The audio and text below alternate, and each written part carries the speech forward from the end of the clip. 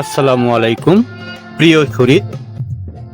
মানিকগঞ্জের কালামপুর বাথুলা বাসস্ট্যান্ড সংলগ্ন এক পবিত্র স্মৃতিবাহী স্থান হযরত বোচাই পাগলা রহমাতুল্লাহ আলাইহির মাজার শরীফ।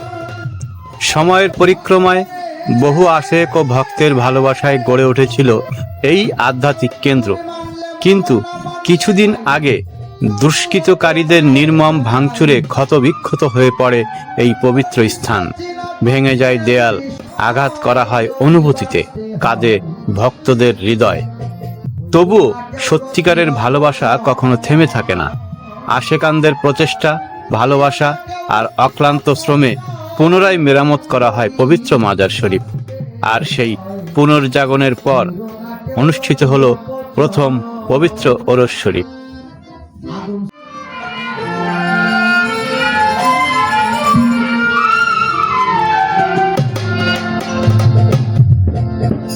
তুমি মানলে মানো, না মানলে নাই।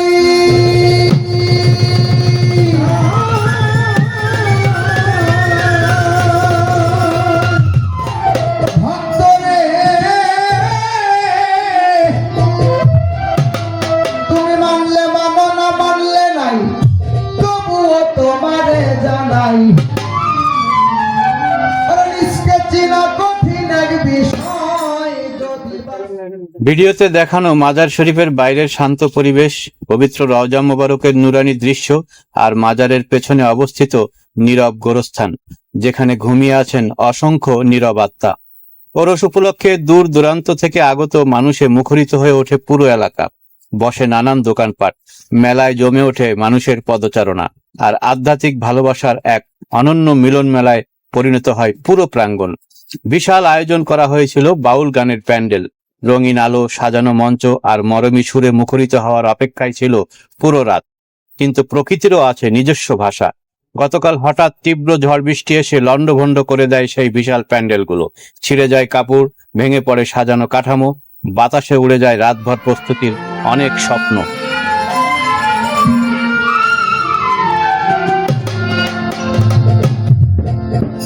তুমি মানলে মানো, না মানলে নাই।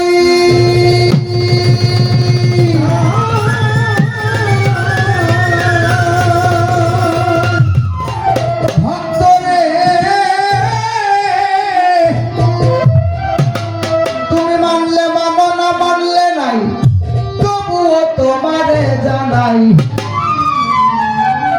নিষ্কে চিনা কঠিন এক বিষয়। যদি বাঁচতে হয় না কেউ রতির